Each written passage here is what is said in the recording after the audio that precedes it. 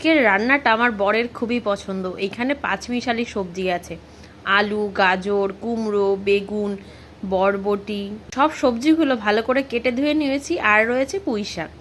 এবার একটা মশলা করে নিতে হবে। 1 চামচ জিরে, 1 টুকরো আদা, 4-5টা কাঁচা লঙ্কা দিয়ে বেটে নিই। চিংড়ি মাছগুলো খুব ভালো করে ভেজে তুলে নিয়েছি। ওই চিংড়ি মাছ ভাজা তেলের মধ্যেই 5 ফোড়ন, শুকনো লঙ্কা ফোড়ন দিয়ে কেটে রাখা মশলা দিয়ে 1 চামচ লবণ আর 1 চামচ হলুদ দিয়ে দিলাম।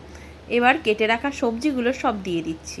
সব রকম সবজি দিয়ে পুঁই শাকের ঘ্যাট মেয়ের বাবা খেতে পছন্দ করলেও মেয়ে কিন্তু খেতে পছন্দ করে না। তাই মেয়েকে বললাম, সবজির মধ্যে লুকিয়ে থাকা চিংড়ি মাছগুলো খুঁজে তোমায় বার করে খেতে হবে ভাতের সঙ্গে। 1 কড়াই সবজি ছিল, দেখো দেওয়ার সঙ্গে সঙ্গে একদম কমে। কেটে রাখা পুঁই শাকগুলো দিয়ে দেবো। আগা পাতা সব ভালো করে কেটে নিয়েছি পুঁই শাকের। আগেকার অনুষ্ঠান বাড়িতে পুঁই শাকের ঘ্যাট কিন্তু মাস্ট থাকতো, এখন সেটা বিলুপ্ত। তবে এর স্বাদ বাঙালির কাছে একটা অনন্য। একটা ভাজা মশলা করে নিয়েছিলাম, সেই মশলাটাই শিলে ভালো করে বেটে নিচ্ছি।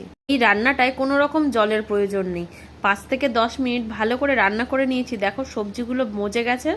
ভেজে রাখা চিংড়ি মাছ আর বেটে রাখা ওই মশলাটা দিয়ে সামান্য পরিমাণ চিনি দিয়ে সবজিগুলো ঘেটে দিতে হবে। রান্নাটা কমপ্লিট। তোমরা কারা কারা পছন্দ করো এই সবজিটা খেতে অবশ্যই কমেন্ট করে আমাকে